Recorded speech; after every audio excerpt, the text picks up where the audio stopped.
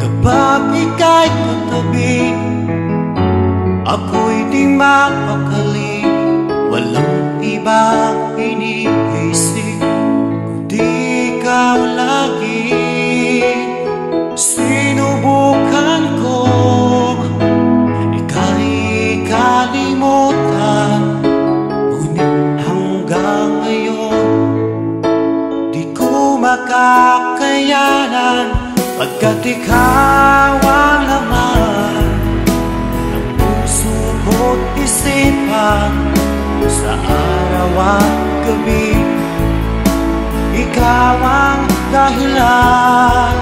At di ako makatulog sa kakaisip sa'yo, pagkat ikaw